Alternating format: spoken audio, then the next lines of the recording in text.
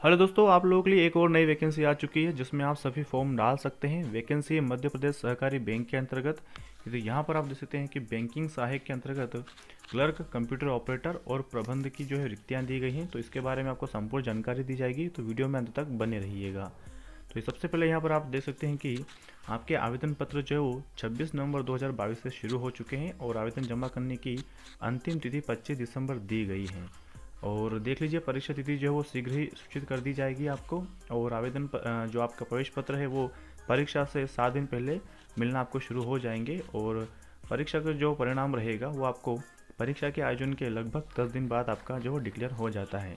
और अगर आप सरकारी नौकरी के बारे में अपडेट चाहते हैं तो आप टेलीग्राम चैनल से भी जुड़ सकते हैं। आगे देखते हैं कि आपका आवेदन शुल्क क्या लगेगा। तो आवेदन शुल्क यहाँ पर देख लीजिए, सामान्य EWS OBC उम्मीदवारों के लिए यहाँ पर 500 रुपये रहने वाले हैं। SC ST और PH उम्मीदवारों के लिए यहाँ पर 250 रुपये रहेंगे। बाकी आप ये नोट जरूर पढ़ लीजिएगा, ये आपके बहुत ही काम आने वाला है। आगे यहाँ पर देख लीजिए कि आपका आयु सीमा क्या मांगी जाएगी। तो न्यूनतम आयु यहाँ पर 18 वर्ष रहती है और अधिकतम आयु यहाँ पर 35 वर्ष रहने वाली है।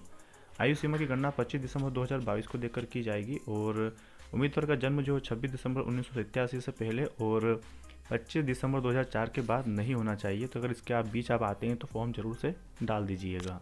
अब यहाँ पर आप देख लीजिए कि आपका इसमें कितनी रिक्तियाँ दी गई, कितनी वैकेंसी हैं। तो आप पोस्ट का नाम देख लीजिए, बैंकिंग सहायक, क्लर्क, कंप्यूटर ऑपरेटर के लिए यहाँ पर 896 पोस्टें दी गई हैं। और सोसाइटी प्रबंधक के लिए यहाँ पर 1358। कुल मिलाकर यहाँ पर जो है वो 2254 जो आपकी कुल रिक्तियाँ हैं।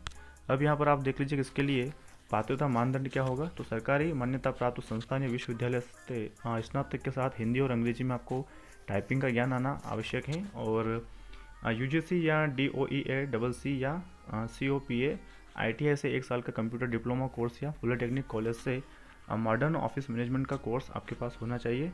और ख़ास बात यहाँ पर यह है कि उम्मीदवार को जो मध्य प्रदेश के निवासी हैं तो वो आवेदन कर सकते हैं।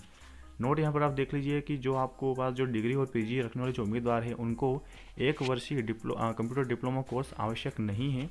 बाकी BA में आप देख लीजिए CSE और ITI और MCA और BCA और MSc ITI या CS या फिर BSc से अगर आपने ITI या CS किया है या फिर MTech है या फिर EME है या फिर ITI CS। अधिक जानकारी के लिए अगर ये है आप, तो ये आप इसका नोट जरूर पढ़ लीजिएगा और इसकी आधिकारिक सूचना आप जरूर से पढ़ लीजिएगा। वो आपको इसकी जो ऑफिशियल वेबसाइट है वहाँ पर आपको मिल जाएगा।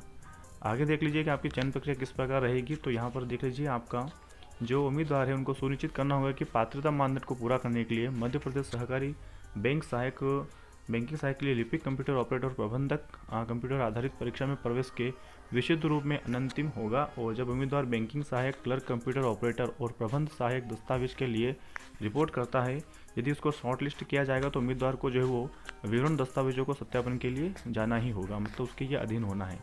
दस्तावेज सत्यापन प्रक्रिया के समय उम्मीदवार को केवल उन्हीं दस्तावेज को प्रस्तुत करना होगा जो उसके द्वारा बैंकिंग सहायक, क्लर्क, कंप्यूटर ऑपरेटर और प्रबंधक आवेदक के जो ऑनलाइन जमा करने के दौरान अपलोड किए गए थे। मतलब आप जो दस्तावेज अपलोड करेंगे वही यहाँ पर आपके जो है वो वेरीफाई होंगे और उसके बाद उन्हीं का जो है वो यहाँ पर मिलान किया जाएगा।